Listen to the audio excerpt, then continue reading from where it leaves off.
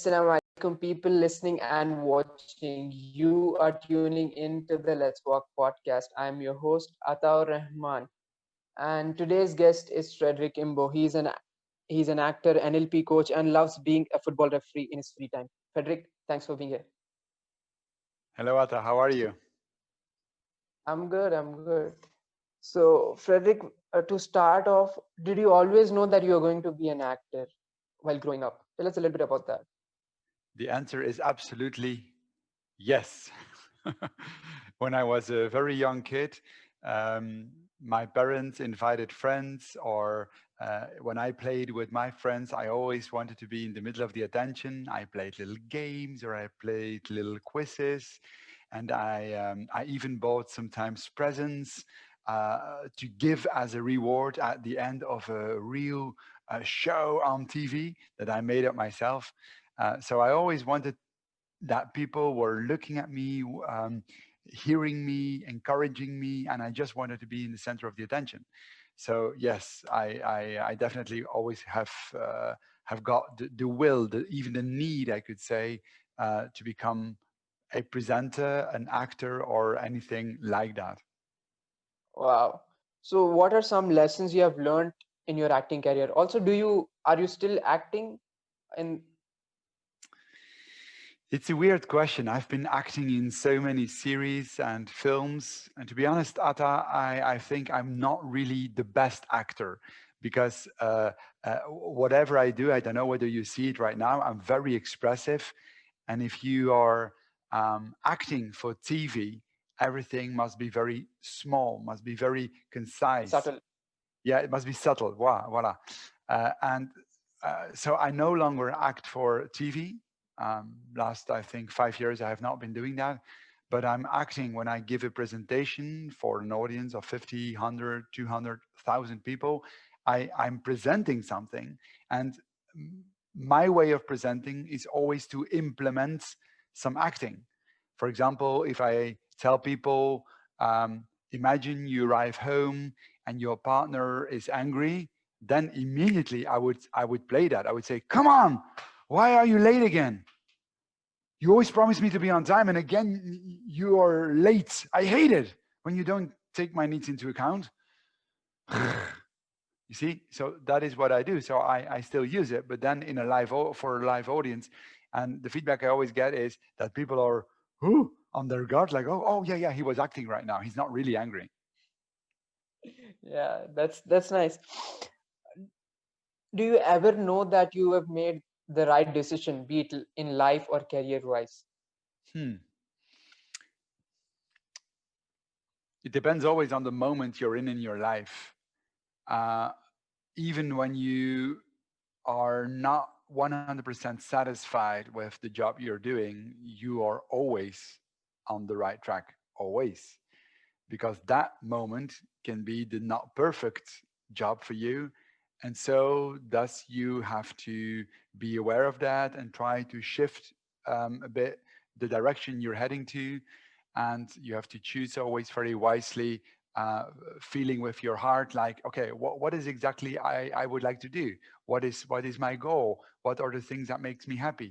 And sometimes it means that you should do some adjustments in your life to have again the right job that fits the best your feelings. Yeah. So tell us about how did Imboorling come into existence, and tell us a little bit about your work. Yeah, well, Imboorling, that's the name of my company. It originates, of course, of the name Imbo, my family name. And Imboorling is a company, and it started, let's say, 20, 25 years ago, when more and more I was asked to give presentations, to give keynote speeches, to do something out of my own name. So I started that company, and now we are 25 years later with some freelancers who give presentations for us. So we have concepts and we give presentations in several languages, all about the themes about face-to-face communication. So that is what Imboorling is doing. So it's basically improving relationships and all that sort of thing. That sort of Yeah. thing. Increasing the self-awareness and helping people, motivating people to communicate better face to face or giving presentations. How important is mental health, and especially in times like now? Where do you think people are going wrong, and what are some tips? Atta, it are really difficult times. We are all aware of that. We are limited in what we can do. So for me, mental health is really important, especially now in these times. And actually, for me, mental health, you can bring it back to one word.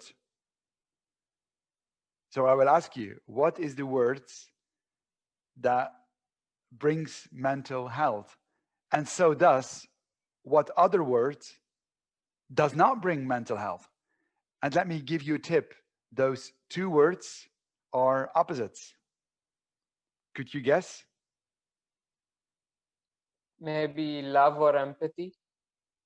Nope. Love, empathy. No? No. Well, it's a good answer. They are opposites. But No, but maybe love and hate, or compassion, or I don't know what's the other for compassion. I can. No? It's what do you say? Love is the right answer. But what do you say when you love something? What does your heart say? When you love something, your heart says, I love this thing. yeah, shorter. No, You see a cake, you like to eat the cake. What do you say to the cake? You say, I love you. shorter. I What do I love. do? What do I do? I eat the cake. What do I do? What Yeah, is the I word eat the cake. no, what is the word I'm saying right now? Eat, No? eat. Look at Love. look at my body language. I'm saying Yes. yes. That's the word, Ata. When I see a cake, I say, oh yes, I want the cake. When I see a person, I say, yes, yes. So this means that mental health comes to saying yes. By saying yes, we accept the things as they are. So thus, what is the opposite of yes, Ata? It's no. It's no, no. No, I don't It's want not that. no. I don't want that quarantine. I don't want that coronavirus. I don't want people to talk to me like that. I don't want that. If you say no, you do not accept the reality as the reality is. By saying no, no, you're against the reality as it is right now. By saying yes, you do three things. You accept the things you cannot change. By saying yes, you change the things you can change. And by saying yes, you use your mind, your awareness, your consciousness to distinguish between can I change it? No. Okay, I accept it. Can I change Yeah. it? Okay, I change it. So for me, mental Wow. health is really about a mental state, a mental choice. Like you opened today your closet to check, okay, I have that interview with Fredrik. What shirt am I going to wear? Well, Atta, every day we can open our own mental closet to check whether we will say yes or no to life. If someone gives you a bad remark, someone says, hey, Atta, you know what? You really disappointed me. You can check in yourself what is your reaction. No, he cannot say that. How do you mean he cannot say it? He just said it. So you must accept it. He just said it. Okay, okay. He said that he was disappointed. Okay. Ooh, I don't like what he says, but okay, I accept what he said. Does it mean that we have to let people walk all over us? No. Of course not. So it's not about the word yes or no. It's about the the way of thinking, the state to react by a yes or no. So you can say no by thinking yes. If you ask me, for example, to do something, I can say no. out of an idea of yes. For example, I can say, well, no, that's not really what I would like to do. But I don't resist against your proposal. I will say no if I fight against you. Fighting is never a good choice, I think. So don't be against war. Try to be for Peace. love and try to be for connectiveness. Yeah. That's a really nice way to put it. Instead of repelling and going against things, we accept and embrace things. That's a really nice Exactly. way. Could you tell us about how can people improve relationships in business and life, and where do you think people are making a little bit of mistakes, and how can they improve? It comes back to the yes and to the no, which will be the theme of today. How can you improve by saying more yes to things that give you energy? Ask yourself the question, is the boss that I'm working for, does he give me energy or does he take away the energy? If he takes away the energy, maybe you have to fix something in yourself. For example, by stopping taking things personally, or by stopping letting him walk all over you. So again, check it whether it gives you energy, continue in that manner. When it does not give you energy, when it's toxic for yourself, try to change it and try to um, um, enhance the situation according to your needs. And Yeah. that's actually in general. Uh, okay, I'm watching TV right now. Does it give me joy? No. If it does not give me joy, it will not bring me into self-love. It will not bring me into joy. It will not make me really happy. So what I must do is to say, okay, I will choose for something that is better for myself. Is the way I'm thinking about myself, is the way I'm thinking about the other person, does it bring me joy? Wow, let's continue. Does it bring me annoyance or irritation? Well, I must stop. I must stop doing so and change myself. I'm the owner of my life. I'm not a tenant. I'm the owner. I can decide myself. So that's again a really nice way you put it, so that we be the victor of life, not the victim of life. Be Exactly. the one I who I I, I, chooses. lo- I love so much, Atta, what you're saying. We sometimes, be honest, we sometimes feel victim, don't we? Yes, yes. Sometimes we go into the complaining mode, the observer mode instead of the player mode. Exactly. Inst- And we complain and we say it's the fault of the referee, it's the fault of the government, it's the fault of of my neighbor. For example, someone makes too much noise. Does it happen? I suppose in India it happens a lot. A lot of Yes. people, crowd places. So a lot of noise, noise, noise, noise, noise. And we feel victim. We say, oh, they are not allowed to make noise. That it doesn't help the situation, right? It doesn't have the situation. So why don't you put earplugs in your ears? Or why Yes. don't you go for a walk? Or why don't you just train yourself to be a bit more tolerant at that moment? We're not victims. We are not really victims. The only victims who are victims are people who are really got punished or beaten or who got severe punishments and who are harmed physically. But if we are not harmed physically, we are not victims. Huh? I like the quote, all the water in the whole world can't sink a ship unless the ship takes in water.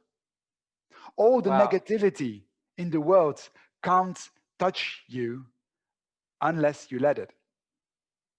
Oh, that's enlightening. That's really enlightening.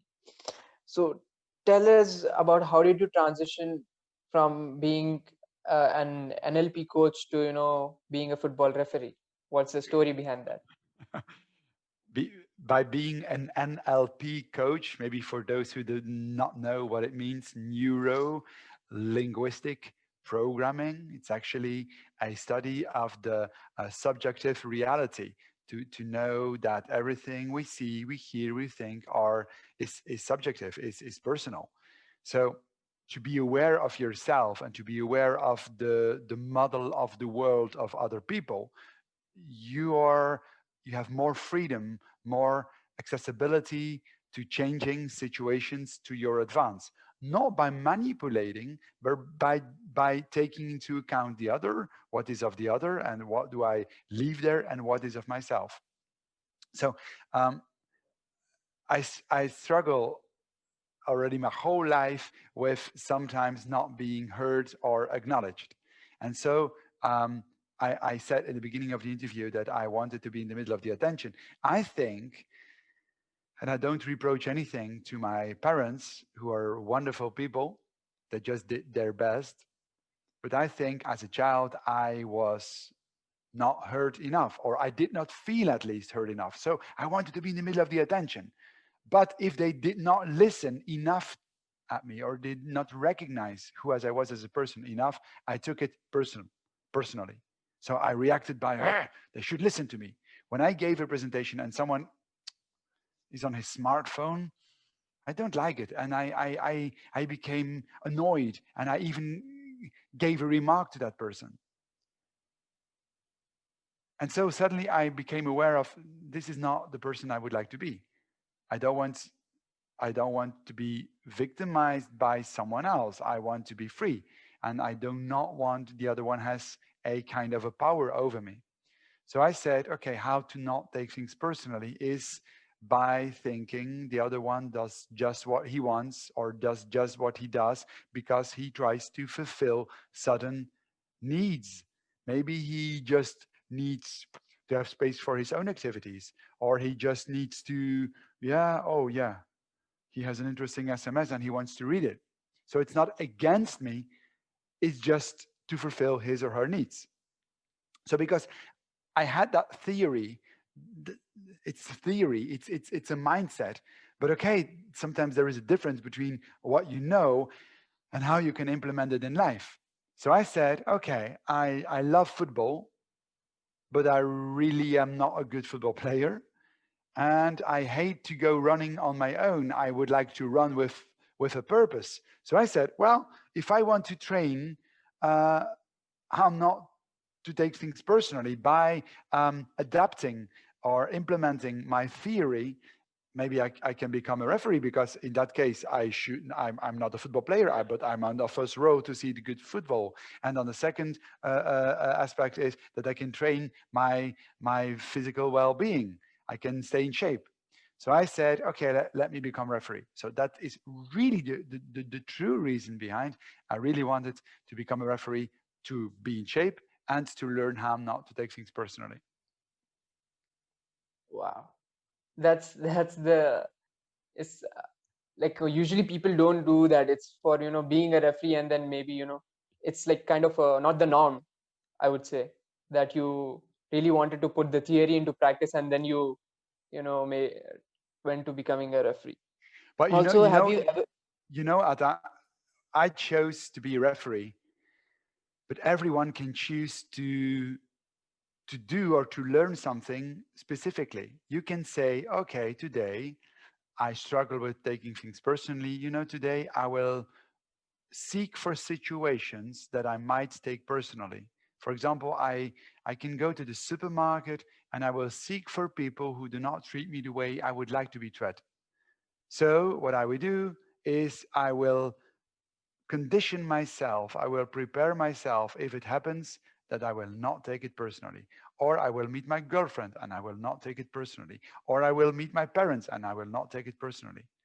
Everything you want to learn, you can create situations for to learn what you would like to learn. It's like trying to practice what you have learned in theory by applying it. Have you ever been in a situation on the football field where you hesitated to make a situation, especially when there is like a gray area where you are like, maybe this team is right or maybe that team is right? So if ever you have been in that situation, what did you do? It's a paradox, of course, because what people want from you is that they want you to be an expert. They want you to make the right decisions.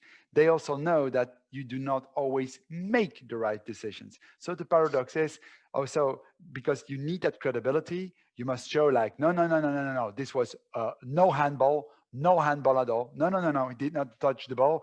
And if you do this, people think, okay, well, he seems to be quite convinced it was no handball, no hands, so might be true. So on the one hand, there is the perception of the body language. If I want a player to come to me, I will show it very obvious, very demonstratively, and I will show it in a very clear way that I do not want to be spoken to like this, so that everyone can see. And at the other hand, Atta, for me, it's important for me to be a authentic person. So when I make mistakes afterwards, for example, during the break in the middle of the game or afterwards, I will always go to a trainer and let me give you this tip. Please be vulnerable and show that you are just a human. And you can start by saying, hey, I would like to talk to you about the situation there. And then you can say, maybe I was wrong. And then simply ask a question. How did you perceive that situation? And because the other one, first of all, he hears, oh, maybe there was a mistake. Okay, that referee is a human. And secondly, I even ask him to explain what he or has seen or what he lived, what he experienced. Then there comes more communication between us. So the game is over, and I can learn, and I can even show that I'm a human. I make mistakes. Like a football player kicks to the goal, but he misses his shot for 2 meters. I can also make mistakes, and I think it's really important and crucial to to be okay with myself and my values, for honesty and respect, to say, okay, I think I was wrong there. It's possible. Yeah, it's really nice how you shared about being vulnerable and increasing the like being open for communication so that you yourself can learn, and also maybe improve on seeing how did the coach see from that side of angle. Maybe I saw it from this side, where did he see from, and what did he see, and how he perceived the situation. But literally, Atta, literally, I can be closer to the ball and closer to the situation, but maybe I'm placed in a wrong angle. And so, Yep. literally, sometimes he had a better perspective. Literally. Yes. And then you must say, from my perspective, I saw what I saw. And from your perspective, you were even maybe placed better. So, okay, that's okay. And I'm here to learn. And I'm sorry for my mistake. Of course. Yeah, that's nice. Tell us about your TED Talk, which has about 3.4 million views as of now. Did you undertake any special training for that? How did you prepare for that? I really prepared for a long time. I think my preparation time between the question, can you deliver a TED talk? Ooh, alarm bells. I need to give a TED talk. And the actual delivery, I think it was 1 or 2 months. Um, so I started, first of all, to think, okay, what I would like to talk about. Well, that was very clear. I think, wow, my story to become a referee and to learn how not to take things personally, and then to think, okay, it's not only about what I would like to say as a message, it's also about what do I think that others are struggling with. What what are stories, what are examples of things they would like to learn. So I wrote a text. You write it, version 1, version 2, version 3. You write, you rewrite, you skip, you change, because there is also a limited time. There is only 18 minutes you've been given. I want you to stick to that time. And then let's say 2 weeks or 3 weeks before the delivery, I started to practice to enhance, to improve. Yeah. And okay, of course, for the presentation techniques, as I'm giving myself training and coaching to Yeah. people how they can speak in front of groups, I hope, in all modesty, that I could also do that by, for example, not only sending information, but also to check whether everyone is there. Like, okay, is it clear what I said? To ask questions, because I really believe you should interact with the audience and not go it in one direction. Yeah. Yeah, really 2 months of preparation. It sounds like for a single speech. That's really. Awesome. To put that amount of work going into a single speech, really, Well, that's as they something say, to comment on. as they say in football, no sweat, no glory.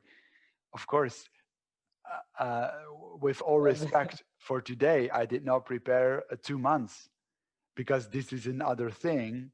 And a TED talk, let's be honest, it's wow, it's hugely important. You It's only get huge. one chance. There are many people watching. There are people in the room, so you always have to think, okay, how important the situation is, what are possible pitfalls. So this is complete other set framework here. We in other Yeah. context, there is an interview. It goes back and forth. You will, the audience will not take it badly that I have to search for my words sometimes. But I would not like it if a TED Talk speaker actually comes up and does not know. Okay, oh, maybe I should talk about this. Of course not. You should be prepared. I always tell people when I coach them, if you forget to prepare yourself, you prepare yourself to To be fail, forgotten. to forgotten. Okay. Oh, yeah. That's that's huge. It's like if you fail, prepare. If you fail to prepare, you prepare to fail. That's what they say in Exactly, India. exactly, exactly. So we have a few questions from social media. I'm a freaking star boy asks, do you think faith is important?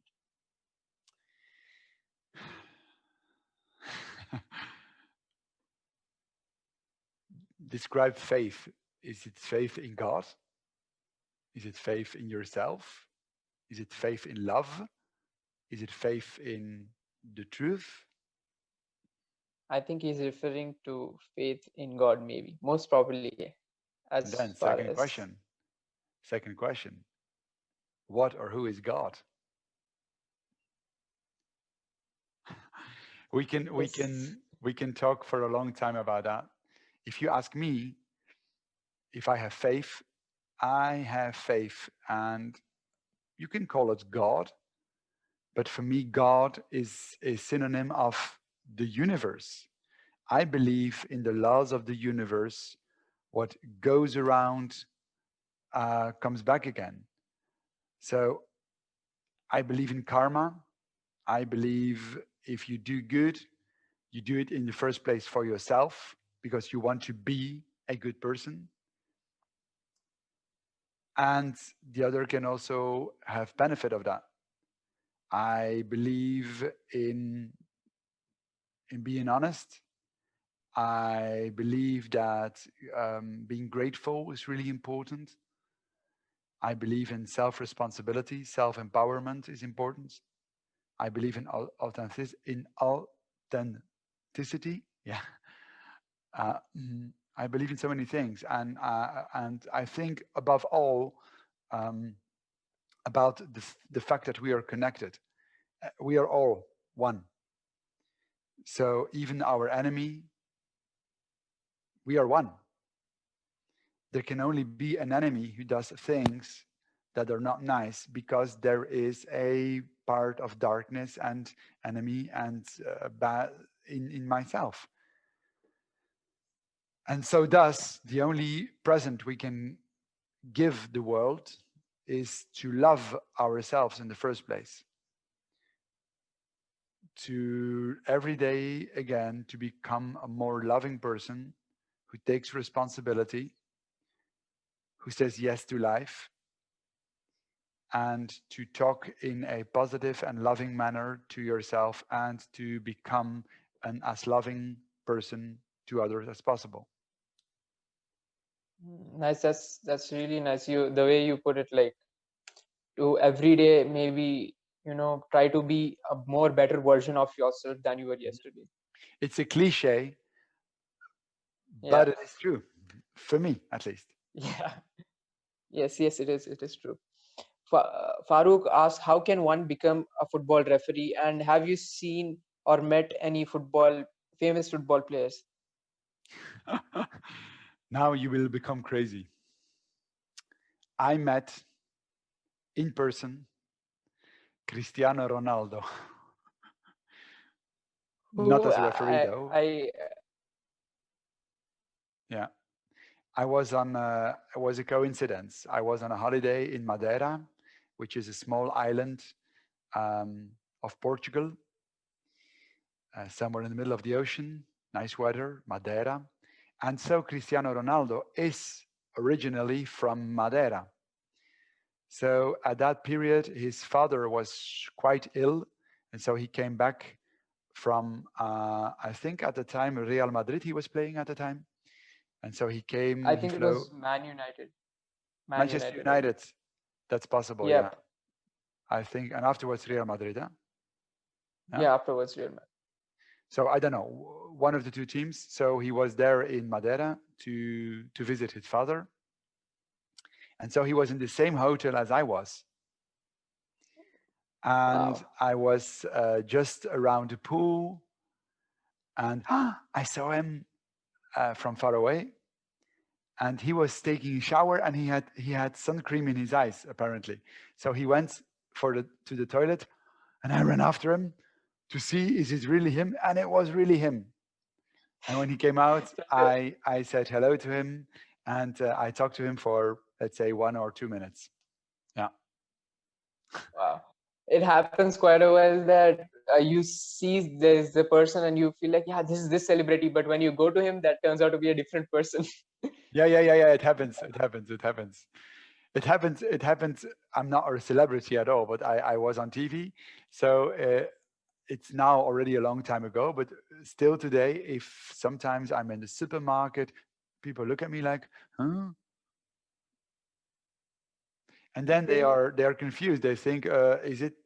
Do we know each other? And they know my face, but they do not know whether I'm one of their siblings. They're people they know, or I was on TV. So a lot of people ask me, we know each other, don't we? I say, well, no, I don't think we know each other. And then they say, yeah, but I do know you. And then I must say, okay, but I was on TV for quite a period. And then they say, oh, yeah. So imagine how it is for celebrities to be always spoken to like, "Oh, are you this?" Yes, I'm that person. Yeah. But let me answer the question as well. How do you become a referee? You just decide to be a referee. You take a course. There are some weekends in Belgium. It's just some weekends you need to follow a course, and then you start whistling your first match.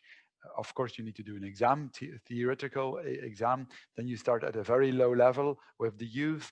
We call them the under 15 years old, then the under 17, under 19, under 21, and then you can whistle the first teams. So now I'm whistling the first teams. Wow. Oh, that's Yeah. that's insane.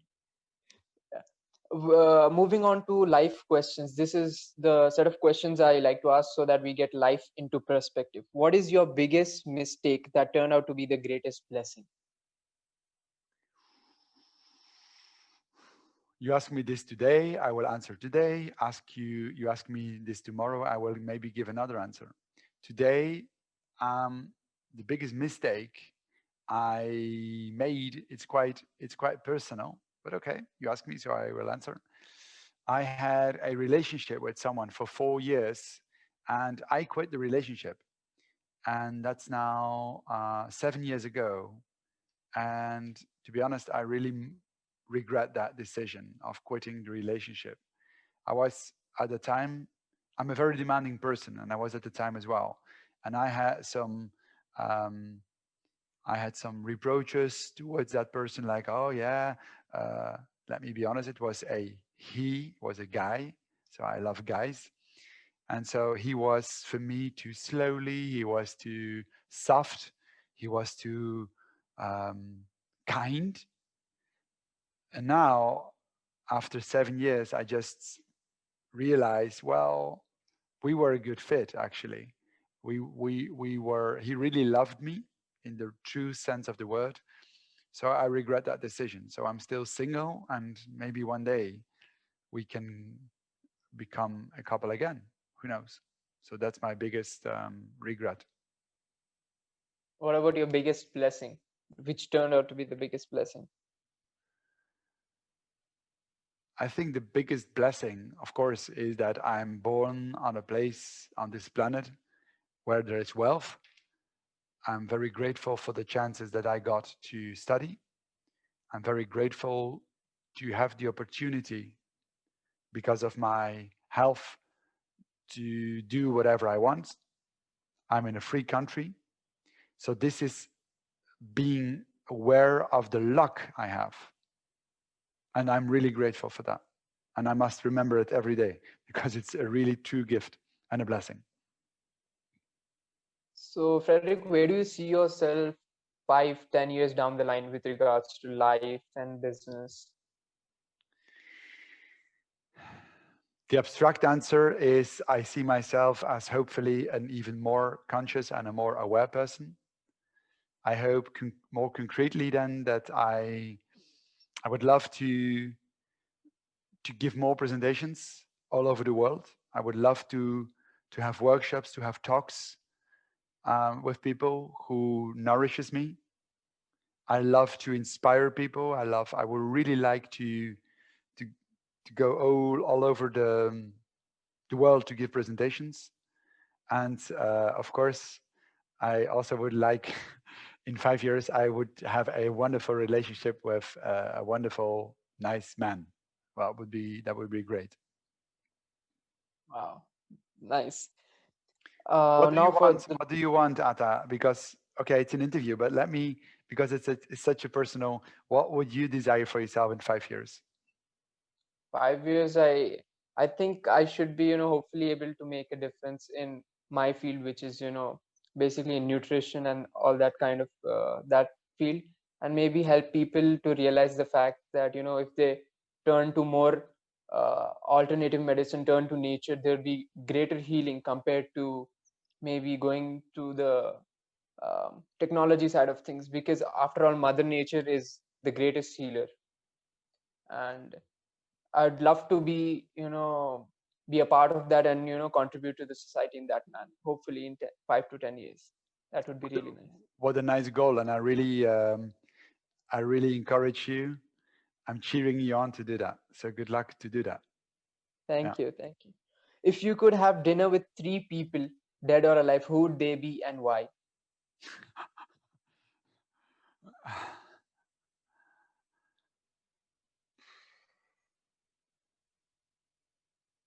You don't know them. They are Belgian. So if I have to choose internationally, No, it could be even Belgian people. I just want to know, like, why would you have dinner with them, and what sort of qualities they possess that you would, maybe have dinner, that sort of thing. definitely what would be in common is that they should be positive people. I like positive people. So what do they say more than other people who are positive? I teach you this today. They will say more what words? Which Yes. words? Yes. Yes. So people who say yes to life, who say, okay, problem, okay, yes, I accept the problem and I do something about it. So I like positive people. And I like people who know a lot about something. So who are experts in their domain. So I think about a guy, Bjorn Soenens. He's a journalist for our national TV. And I love him because his reports are wonderful. I would definitely would like to have a dinner with Alain de Botton. You can look him up. He's a author, he's a philosopher, and he has created the School of Life. The School of Life is in London, but actually there are schools of lives everywhere, as well as my country. I think even in India there should be a school of life. If you watch YouTube, there are so many wonderful clips of the School of Life. Now I said it 3 times, so I hope people will do that. And Yes. it's a cliche answer, but okay, I would um, like to have a talk with the opposite of what I just told, to have a talk with Donald Trump. And I would ask him, what makes you so angry? Because if I see him, I just see anger and I see he's angry to life. So I try to empathize with him, to say, to ask, what is your self image? But I'm rather curious whether Donald Trump be open to talk in a very personal manner. But okay, the question was, with whom would you like to have a dinner? So I gave you three names. And the last one, maybe Shawn Mendes, which is a wonderful singer. He's a Singer, Canadian yes. singer. There's a wonderful documentary about him on Netflix. Shawn Mendes, I like the guy. He's positive. He's a very good singer, and he's very authentic. So I would let's say for them. Four of them, yes. So to wrap things up, where is the best place people can find you and come in contact with you? Well, it would be a pleasure to welcome them on our website, which is imboorling.be. So IMBOORLING.be. Or they can also connect with me on LinkedIn. Or, of course, they can also watch my TED Talk, which is also on YouTube, How Not to Take Things Personally. So, people listening and watching, this brings us to the end of the episode. I hope you took something of value from this. And Frederick, thanks for being here once again. And until then, people stay blessed. Thank you, Atta. Thank you very much. And thank you, everyone, for watching.